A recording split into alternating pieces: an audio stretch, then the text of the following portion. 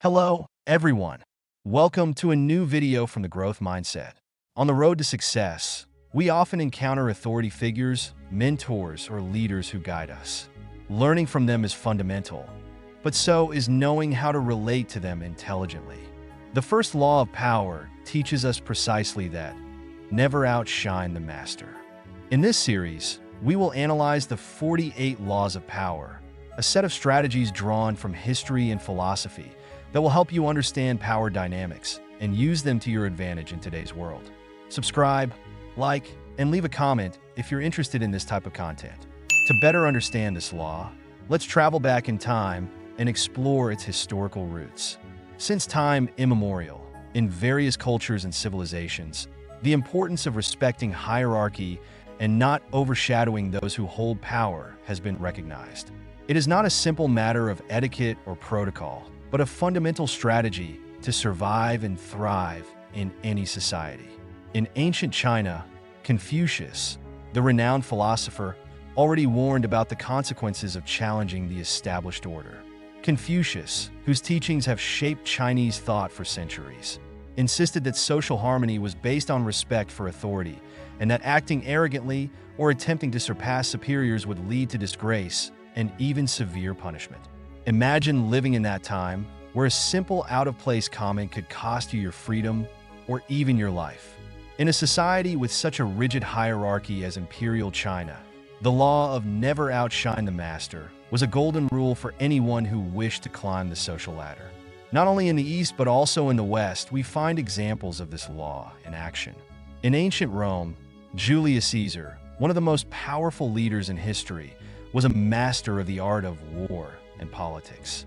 He conquered vast territories, reformed Roman institutions, and became a leader acclaimed by the masses.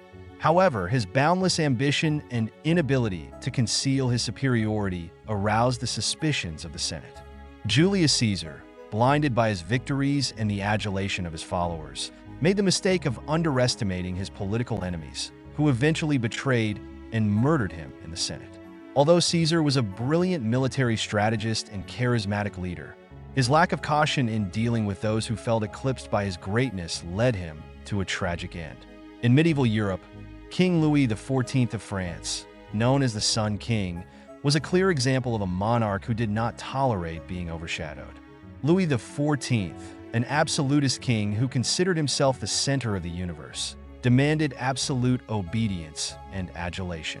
His court at Versailles was a stage where the nobility competed for his attention and favors, but always maintaining absolute deference to the monarch.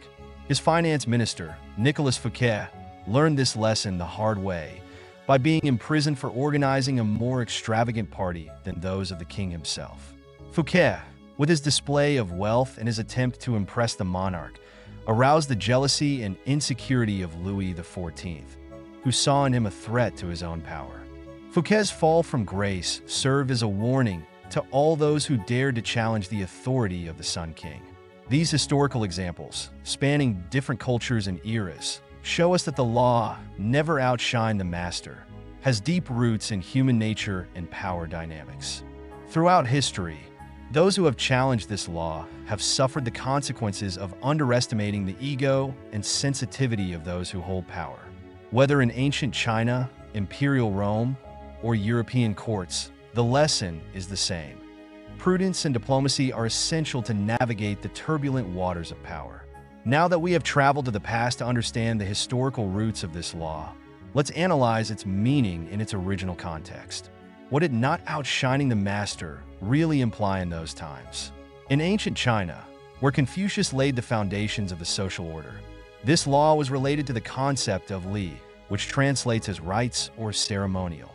Li encompassed a set of norms and customs that governed social behavior, including the relationship between superiors and inferiors.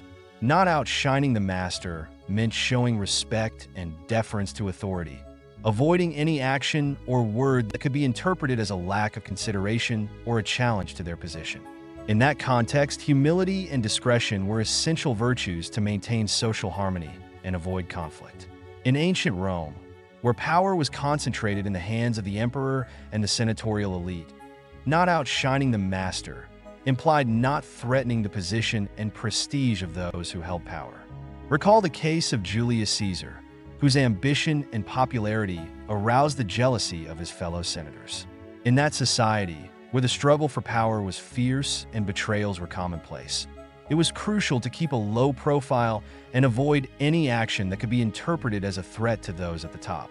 In the European courts of the Middle Ages and the Renaissance, not outshining the master became a refined art. Courtiers, who lived in a world of intrigue and competition for the king's favor, had to master the art of flattery and discretion. They had to be able to show their talents and skills without overshadowing the monarch or the most powerful nobles. They had to be skilled at gaining the favor of their superiors without arousing their jealousy or insecurities. In this context, the law, "Never outshine the master," became a guide for survival and social advancement in a world full of traps and dangers. As we can see, the meaning of this law adapted to the social and political context of each era. However, the essence of the law remained intact. The importance of respecting hierarchy, of not threatening the ego of those who hold power, and of using social intelligence to achieve our goals. Although this law has roots in the past, its wisdom is still valid today. Power dynamics have not disappeared. They have simply been transformed and adapted to new realities.